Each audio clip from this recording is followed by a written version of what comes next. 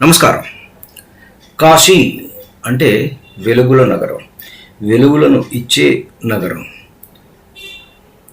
కాశీ అనగానే మనకు విశ్వనాథుడు, అన్నపూర్ణమ్మ, విశాలాక్షి, గంగానది, ఆ గంగానది ఒడ్డున ఉన్నటువంటి అనేకమైన ఘాట్లు గుర్తొస్తాయి. 84 ఘాట్లు ఉన్నాయి ఇక్కడ. ఈ 84 ఘాట్లలో అత్యంత ముఖ్యమైనటువంటి ఒక ఘాట్ ఉంది. దాని పేరు మణికర్ణికా ఘాట్. దానిని మహాశ్మశానము అని కూడా పిలుస్తారు. ఎంతో ప్రాశస్త్యం ఉన్నటువంటి ఘాట్ ఇది. మణికర్ణిక అనే పేరు రావడానికి ఒక 2 కథలు ప్రాచుర్యంలో ఉన్నాయి. శివపార్వతుల కథ తీసుకున్నట్లయితే, ఒకసారి శివుడు అమ్మవారితోటి, పార్వతీదేవితో కలిసి ఇక్కడ విహరిస్తున్నప్పుడు పార్వతీదేవి చెవి కమ్మ మణికర్ణిక, కర్ణాభరణం, కర్ణానికి పెట్టుకునేటువంటి, అంటే చెవికి పెట్టుకునేటువంటి మణి అన్నమాట. చెవికమ్మ ఇక్కడి కుండలలో పడిపోయింది. దానిని వెతికే క్రమంలో ఈ ప్రాంతానికి ఆ పేరు వచ్చిందట.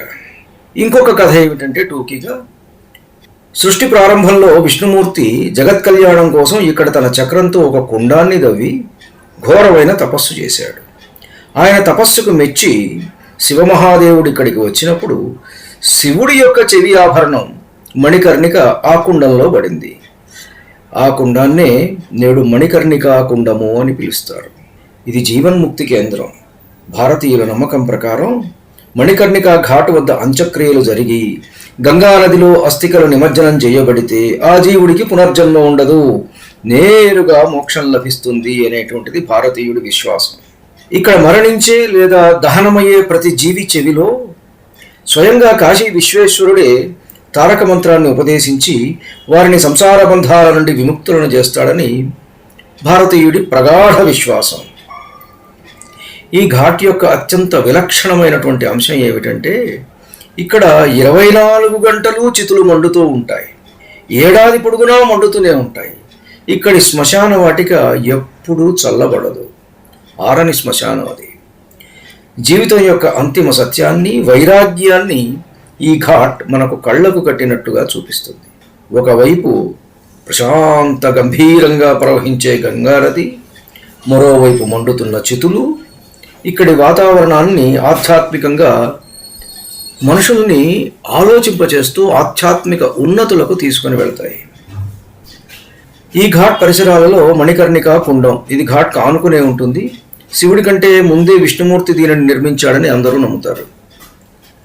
తారకేశ్వర మహాదేవ ఆలయం ఘాట్ వద్ద కొద్దిగా వంగినట్లు ఉండే ఒక పురాతన శివాలయం ఉంది. ఇక్కడి శివుడే జీవులకు మోక్షాన్ని ప్రసాదిస్తాడని చెప్తారు. చరణపాదుకలు, ఇక్కడ ఒక రాతిపై విష్ణుమూర్తి పాదముద్రలు ఉన్నాయి. కాశీకి వచ్చే భక్తులు వీటిని ఎంతో భక్తితో దర్శించుకుంటారు.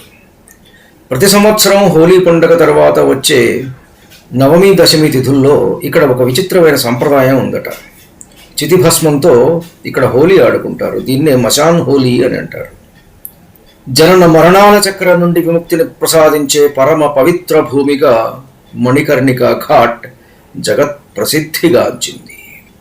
ఆధ్యాత్మికంగా ఎంత విశిష్టమైందో, ఇక్కడికి వెళ్ళినప్పుడు అక్కడ నిశ్శబ్దాన్ని, అంత్యక్రియల ఆచారాలను మనం గౌరవించి తీరాలి. ఇక్కడ చితుల వద్ద ఫోటోలు, వీడియోలు, చితి దగ్గరలో సమీపంలో వీడియోలు తీయటం నిషేధించారు కూడా. ధన్యుణ్ణి. నమస్కారం. మీ ఊటకూరు జానకి రామారావు.